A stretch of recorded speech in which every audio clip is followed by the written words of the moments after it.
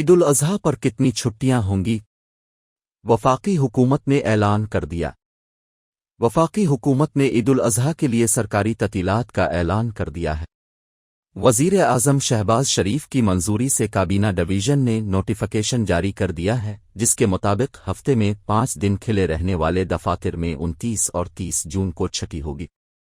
Notification کے مطابق 6 دن کھلے رہنے والے دفاتر میں 29 جون سے 1 جولائی تک چھٹی ہوگی۔ پاکستان میں عید الاضحیٰ 29 جون کو ہوگی۔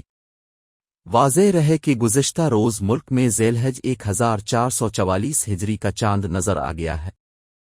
کراچی میں پریس کانفرنس کرتے ہوئے مرکزی رؤیت ہلال کمیٹی کے چیئرمین مولانا عبدالخبیر آزاد کا کہنا تھا کہ اتفاق رائے سے فیصلہ کیا گیا کہ 1 ذی الحج 1444 ہجری 20 جون بروز منگل کو ہوگی اور عید الاضحیٰ 29 جون بروز جمعرات کو ہوگی۔